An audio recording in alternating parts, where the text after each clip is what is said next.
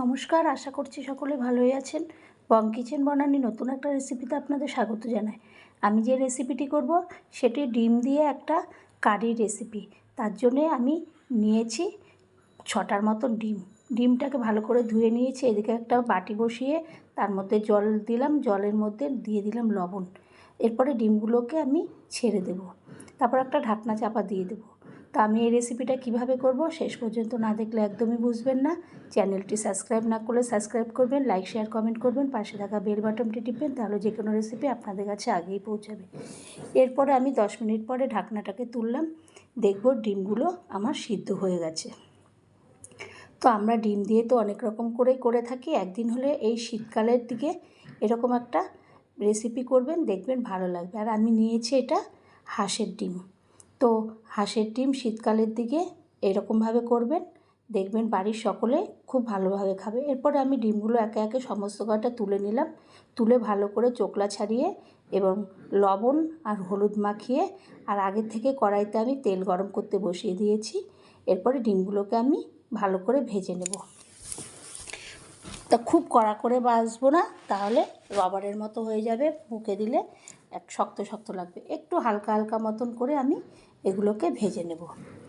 তো তারপরে আমি উল্টে পাল্টে অল্প অল্প হালকা হালকা করে আমি ভেজে নিলাম। ভেজে সমস্ত ডিমগুলোকে আমি প্লেটের মধ্যে একটা তুলে নেব। এইভাবে সমস্তগুলোকে আমি তুলে নিলাম। এইদিকে আমি নিয়েছি ফুলকপি আর আলুগুলো ছোট ছোট মিডিয়াম সাইজের ছিল, সেই কারণে আমি ওগুলোকে একদম গোটা গোটায় রেখে দিয়েছি। এরপরে আমি ডিমটা ভাজা হলে ওই তেলের মধ্যে আমি আলুগুলোকেও এপিট উপিট করে একদম লাল লাল করে ভেজে নেব। ওপরটা পুরো একদম লালচে মতন হয়ে যাবে, ততক্ষণ পর্যন্ত আমি ভাজতে থাকবো। এইভাবে উল্টে পাল্টে সমস্তগুলোকে আমি ভেজে নেব এবং একটা হাতার সাহায্যে আমি তেল ঝরিয়ে আলুগুলোকে তুলে নেব। এরপরে হাতা দিয়ে তেল ঝরিয়ে আমি আলুগুলোকে একটা থালা নেব, ওই থালার মধ্যে আমি তুলে রাখবো। এই করে আলুগুলোকে আমি সমস্ত ভেজে নিলাম। এরপরে আমি ওর মধ্যে দিয়ে দেব ফুলকপিগুলোকে। ফুলকপির ওপর দিকটাকে আমি নিচের দিকে দিয়ে দেব ফুলগুলোকে, তাহলে একটু লালচে করে ভাজা হয়ে যাবে, তাড়াতাড়ি ভাজা হয়ে যাবে। তারপর এপিট উপিট করে আমি ফুলকপিগুলোকেও একটু লালচে করে ভেজে একটা হাতার সাহায্যে তেল ঝরিয়ে আমি যেখানে আলু রেখেছি সেই প্লেটের মধ্যে তুলে নিচ্ছি। আমি এইভাবে ফুলকপিগুলোকেও তুলে নেব সমস্তগুলোকে। আমার ফুলকপি তোলা হয়ে গেছে এবং ওই তেলের মধ্যে আমি দিয়ে দিলাম দারচিনি, এলাচ, লবঙ্গ ফোড়নে দিয়ে দেব। একটু ফোড়নটা হয়ে গেলে ওর মধ্যে আমি দিয়ে দেব পেঁয়াজ কুচি। পেঁয়াজগুলোকে প্রায় 3টের মতো পেঁয়াজ কেটে রেখেছিলাম, সেই পেঁয়াজগুলোকে আমি ওর মধ্যে দিয়ে দেব। ফোড়নটা একটা সুগন্ধ বেরিয়ে গেলেই আমি পেঁয়াজগুলো দিয়ে দিলাম ভাজার জন্যে। এরপর পেঁয়াজগুলো ওই তেলের মধ্যে, আর তেলটা একটু বেশি পরিমাণে দিয়েছিলাম, একবারে সমস্তগুলোই আমার এই তেলের মধ্যেই রান্না হয়ে যাচ্ছে। তো তারপরে খুন্তি দিয়ে ভালো করে পেঁয়াজটাকে আমি নাড়াচাড়া করে নিচ্ছি। নাড়াচাড়া হয়ে গেল, এদিকে আমি একটা মিক্সিং জার নিয়ে নেব, তার মধ্যে দিয়ে দেব আদা, কাঁচা লঙ্কা আর রসুন আর টমেটো এইগুলো। তারপরে জল দিয়ে দেব, দিয়ে একটা ঢাকনা চাপা দিয়ে আমি একটা মিহি পেস্ট তৈরি করে নেব। এরপরে জল দিয়ে আমি মিহি পেস্টটা তৈরি করে নেব।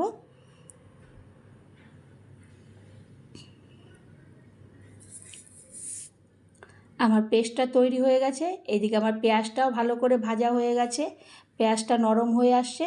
তখন আমি ওর মধ্যে কিছু গুঁড়ো মশলা দেব। আমি এখানে বেশি মশলা ব্যবহার করব না, এখানে আমি হলুদের গুঁড়ো, লঙ্কার গুঁড়ো আর একটু লবণ দিয়ে দেব। দিয়ে আর এখানে ধনের গুঁড়ো, জিরের গুঁড়ো কিছুই ব্যবহার হবে না, অন্য কোনো মশলাই দেব না। এরপরে যে পেস্টটা করেছিলাম আদা, রসুন, কাঁচা লঙ্কা, টমেটো, সেই পেস্টটাও দিয়ে দিলাম। ওটা যখন তেল ছাড়তে শুরু করবে তখনই আমি ওই পেস্টটা দেব। দিয়ে এরপর ভালো করে আমি নাড়াচাড়া করে কষাতে থাকবো। কষাবো যতক্ষণ না এটার থেকে মশলা আলাদা হয়ে তেল ছাড়তে শুরু করে, ততক্ষণ পর্যন্ত আমি এটাকে কষিয়ে যাব। যখন মশলা থেকে তেল ছাড়তে শুরু করেছে তখন আমি ওর মধ্যে যে টমেটো কুচি করে রেখেছিলাম, একটা টমেটো তো আমি পেস্ট করে নিয়েছি, আর একটা টমেটো আমি একটু কেটে টুকরো টুকরো করে নিয়েছি, ওটা ওই মশলার মধ্যে আমি দিয়ে দিলাম। যখন টমেটোটা নরম হয়ে যাবে তখন আলু আর ফুলকপিটা ভেজে রেখেছিলাম সেটাকে দিয়ে দেবো। দিয়ে আমি ভালো করে এরপর মশলার সঙ্গে ফুলকপি আলু টমেটোটা ভালো করে কষিয়ে নেব। কষাতে কষাতে যখন মশলার থেকে তেল ছাড়তে শুরু করবে তখন আমি ওর মধ্যে মিক্সিং জারে একটু জল দিয়ে ওর জলটাকে আমি ভালো করে মিক্সিং জারটা ধুয়ে জলটা ঢেলে দেবো। ঢেলে দেওয়ার পরে আমি একটা থালা দিয়ে ঢাকা দিয়ে দেবো। প্রায় 10 মিনিট পরে আমি ঢাকনাটা তুলে আমি ওটাকে দেখব যে আলুগুলো ভালো করে সিদ্ধ হলো কি না। আর তারপরে আলুগুলো দেখব সিদ্ধ হয়ে গেছে, তখন আমি ওর মধ্যে ডিমটা দিয়ে দেব। ডিমটা দিয়ে আমি আবারও একটু নাড়াচাড়া করে ডিমটাকে ঝোলের মধ্যে সমস্ত ঢুকিয়ে দিয়ে আমি একটা ঢাকনা চাপা দিয়ে দেব। ওই ঢাকনাটা চাপা দিয়ে দিলাম, দিয়ে আমি আবার 5 মিনিট পরে ওটাকে তুলব। ততক্ষণে ওটাও সিদ্ধ হয়ে যাবে, আলুগুলোও সিদ্ধ হয়ে যাবে, ডিমটাও মোটামুটি ওই মশলার সঙ্গে মিলেমিশে সমস্ত হয়ে যাবে। তখন আমি একটা হাতার সাহায্যে একটা প্লেটের মধ্যে তুলে নেব। তো বন্ধুরা, আমার খুব এই অল্প সময়ের মধ্যে এই উপকরণটা যদি ভালো লেগে থাকে, হাঁসের ডিম দিয়ে শীতকালীন এই ফুলকপি রেসিপিটা, তাহলে দেখবেন এবং আবারও কোনো রেসিপিতে দেখা হবে। ধন্যবাদ।